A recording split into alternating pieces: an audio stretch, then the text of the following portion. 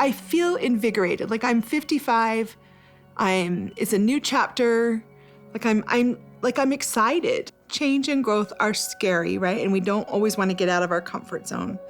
But when you do, I feel like it's the most interesting place to live your life. You know, I'm really actually pretty happy. I don't even want to have to adjust my schedule anymore. No, I know. So I kind of had this two lives. Like I had this schedule I lived and I loved, and I went to bed when I wanted. We didn't have to follow crazy food rules for dinner because he's allergic to everything or whatever, I don't know. And so when he would come every third day, all of a sudden it was like this whole alter universe. And that was like, I was willing to do it, but it was hard. And now I don't have to do that anymore. It's very liberating. Isn't that the saddest thing? I'd be like scrambling, trying to fit him into my life. And like, See, and I didn't really mind, and I actually would do plural marriage again for the independence. So when it's functioning correctly, you have this amazing family unit that you're part of, a community that you're plugged into. You have a husband and you have a great relationship with him and you have everything, right? And then I have all my independence. So to me, plural marriage really was a really great arrangement. But I'm at peace. I'm okay. it's nice, right? You're good. You're peaceful. Yeah, it's not exactly what I envisioned, but it's okay. You know what I mean? It's okay. It's so strange because I see this life I had and I see it over here, like kind of over in the past. And I remember all those things, but now it's just like, it's not even relevant to me now. It's so weird to be so separate from that life. I think it's just complicated. It's a lot more complicated for Janelle to leave. She has the ties to the land, and then she has the ties to her commitment to God. She's got some serious ties that I didn't understand, and now I get it. What do you think about, because you used to always, like I have somebody in my life who just sacrificed everything and did everything for this family, and we've treated her like dirt. And I'm like, I don't remember ever treating her badly. I think that Robin definitely has a victim complex. I mean, to put it bluntly. And I don't necessarily blame her for that. I think that different people devise different strategies to keep themselves afloat, but... And I feel really bad about the kids, because I miss having a relationship with all of them, but I don't blame them at all for following along party lines, My kids aren't really, there's a lot of anger towards Robin. They just feel like Robin is always kind of waiting to say, when they say something or do something, she's gonna twist it all around. That's how they feel about it. You know what I mean? They're leery of Robin. They are. If she actually believes that we were mistreating her or her children in any way, when she was constantly getting favorited by Dad and we were always working on our relationship with her kids, and I don't know. I don't have a lot of respect for Robin, so it's hard for me to rationalize some of her actions. Yeah. And then maybe that's the reason that she's like, oh, you've always hated us, is because she doesn't have our respect anymore. Because she does like that. I don't know. It's really, really a mess. Just feels like it's such a mess. I don't know what really happened there, but they feel like there was a lot of triangulation, like ego stroking, like manipulation. At this point, the thing I want most is to just have a relationship with Robin's children again. Like in middle school, Aurora was my favorite person to hang out with. And then in high school, I would always try and hit Dayton up. But I'm not hopeful for a relationship with Dad and Robin. Gabriel really is he's at peace. He's at peace that his dad is not in his life. And, that's what I hope for all of my kids. And I think they're all getting there. I don't know what his beef is with me. I think it's because I literally sat him down and had a conversation about it with him. And he just couldn't handle the fact that I was calm and collected and said, hey, you're hurting this family, no one else. And he's like, you're something like, you're not loyal just like your mother. And I was like, okay. Yeah, it's okay. I'm good. He can say what he wants to say. It's so interesting because Kody throws around that's like, you're not loyal, you don't respect me. And I'm like, I'm thinking that's a two-way street, buddy. He was never like that before. He used to not ever use these words. It was always about love and charity and work together as a team and all this. And now all of a sudden it's about loyalty and respect and disrespect and not loyal and all these things. So he's had some sort of a flip. But how are you doing, Mom? I'm all right.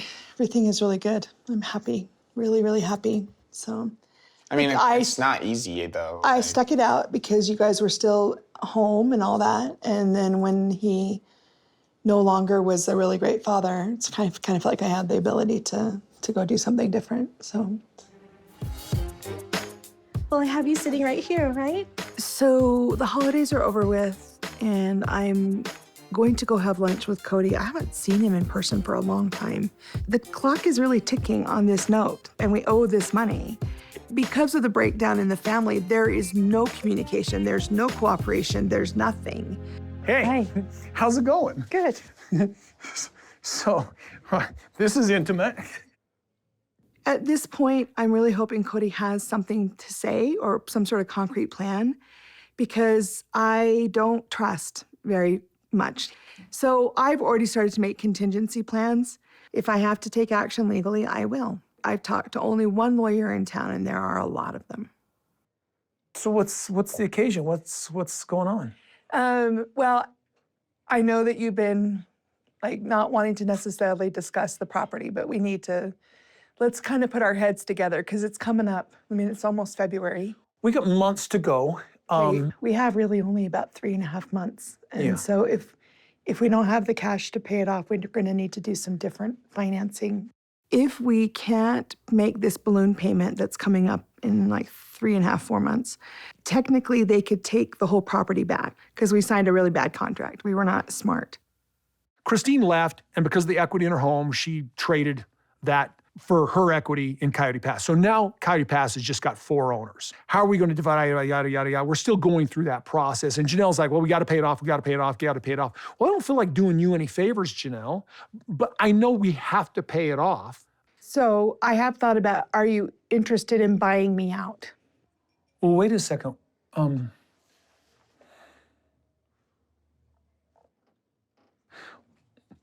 You jumped to the end. What about us? What about you living on the property? What about you and me? I don't think we even exist in the same universe anymore. I think you're awesome. And whenever we talk, I still feel that you've got this little hook in me or whatever, but I've been so happy that I don't foresee a long-term thing for us. I don't even know who he is anymore, really. He hasn't been in my house for 2 years. We haven't really talked about our relationship. We've had some conversations. It's not like we've not Yeah, talked. no, but that's not really having a conversation about a relationship. We have had so many conversations where I've said, it's done, we're not compatible. And he's agreed, and he's like, yeah, it's really sad. Why are we talking about that now? I feel like it's almost like a diversion tactic. He wants a wife that acts differently than I do. So it's over. It's over. I guess I don't need some finality piece to say that. So I have something that I've been working on for a long time that's come to fruition. So this is really, really, really big. This is a big deal. And I've got to tell Kody and Christine about it because, that's old habit. Cool. So we have some very exciting news, Maddie and I, for you. Okay. So, we've been looking for property and we had the disappointments. We were looking in Montana and then we were looking in North Carolina and that one piece sold before we could I get know. Anyway, so we put an offer in on 165 acres and it was just accepted a few days ago. In North Carolina? Uh-huh. Uh-huh. No, wait a minute. Oh my gosh. You guys you have land. We have an offer that was accepted, so. If it all closes and everything's good, which I don't see why anything would happen, but yeah, we're gonna No. be Yeah. Flower Or s- farmers. Yeah, flower farmers. I remember I was laying in bed one night, I'm like, wow, flowers, wouldn't it be so great to just be a flower farmer? Because doesn't that sound like perfect zen? After all the craziness of my life, I'm like, I'm gonna be a flower farmer. It's a very big business in North Carolina, believe it or not. So we want to do flowers and maybe a couple of little cabins that people could stay in and maybe some sort of big event retreat space. I don't know. These are all the ideas that we're throwing out at this point. How many acres is it? 165. Well, Janelle, that's a lot better than the 2 acres you would have got on maybe 4. Maybe 4 acres on Kody Pass. My original plan, we moved to here and we had the property on Coyote Pass. I wanted to take my section and put greenhouses in. I wanted to do the whole flower thing, but in a greenhouse. Like, I don't know, that was how I wanted to spend the rest of my life or whatever. But this is much better. Wait, you guys are finally and you guys are finally accomplishing all of your dreams. Janelle, that's all of your dreams coming true. I know. I always was trying to make it happen, and Kody was just never like, yeah. So now I am. You've always wanted land. You know, when we first moved here, everybody had this great vision about the property. We were going to all build on it together, and then life sort of started to happen. And Kody was just never really fully on board with the vision. Like, well, he had a comfortable house. He lived in with Robin. He didn't care anymore. So Coyote Pass never came to fruition, and now I'm so infinitely glad. We have this vision, like we know what it's going to look like. Some place that people love to come. They can sit with the flowers, a gathering place. We haven't worked out all the details yet, but flowers, people can come. We know that much. So today is the day I'm gonna move my stuff to North Carolina. Hey guys, all right. I had to throw a last couple of things in my truck, so. Ready to move? Yeah. It required a big moving truck. You know what? I was thinking about this last night because I couldn't sleep. I'm so stressed out about this move. Should we put a ratchet strap holding that desk in place, or you think it's okay? All that desk ain't going nowhere. Okay. And I'm scared to drive it. So Christine said she and David would come down and help me. I will still have Garrison, Gabriel, and Savannah in Flag. Can I live without these big mountains that I'm used to? Because it's going to be a totally different experience. You ready to leave Flagstaff? Yeah. I love it. I'd love it. But I'm ready for all of a sudden, I guess maybe because this is now an option, I'm like, oh, it's time. Yeah. So. I love Flagstaff. I love everything about it. It feels like a small town. The mountains are right there. There's tons of hiking and camping and fishing and all of it. But it's time. It's time to do something different. I'm sad to be leaving, and I'm really excited to be going, and I'm a little bit intimidated by this project that we're biting off. Like, really a lot intimidated. Maddie and Caleb and I have bought over 150 acres in North Carolina, and I'm just excited because we're going to build some homes, we're going to have a flower farm, and just start a whole new chapter of my life there. All right, guys. People Ready to roll out? ready to roll out. Hit the road. All right, guys. Okay, bye. Love you. Bye. So I'm not sleeping so great because it's like I wake up at 3 a.m. and my head is just spinning because this is a huge step. I have spent all my summers with my grandparents in Florida. Like, I understand the Southeast, I love it, but I've never lived there. It's big, it's really big. After a really long day driving, we all wanted to go out to eat. Truly wanted to stay behind. She was peopled out. She wanted to just be at the hotel. So we went to dinner, and then Christine and David wanted to take me to a bar. I have a glass of wine once in a while at dinner, and David's like, no, we're gonna do shots. Okay. Did you see that? Nice. Yeah, this is, I like the boar's head here. yeah. Yeah. Oh yeah, I've been to a bar. I still don't really quite get the mechanics of how you order a drink. I don't mind being a bad influence at all. I think she needs a little bit of a bad influence. Janelle does. She's always been very good and very kind. I would look silly if I were just to go in a bar myself because I don't even know how to order a drink if there's a bar. Or so All right. I'm a little nervous because I have never done a shot. Like, I never have. Are you ready for your first one? Yeah, all the whiskey. You've done shots before. Come on. No, I haven't. When I grew up in the church, we didn't drink alcohol, we didn't drink coffee. I guess as the years went by, we sort of started slowly kind of stepping away. First, we had some wine on Friday night when we were all together, or we'd have a glass of wine when we were out. I think as we got further and further away from our congregation, it just started to sort of come into the family. It just started to creep in. I think we ought to try this thing I tried in Wyoming. It's called slippery nipple. It's really good. Okay. Really good. Okay. Butterscotch and Bailey's. Oh, I'm down. These drinks always have these really crazy names. I'm always like, who makes up these names? You've never done a shot before? No, never, never. I've done shots with Like, your I don't, kids. like, it's a You lot. can't sip it either. You just down it. Oh, God. Like, You'll yeah. be fine. This isn't a tea for a tea party. Shots, shots, No, shots, I shots, don't shots. know. I've done it with your children. What if I can't keep it down? You'll be fine. Okay, I can do this.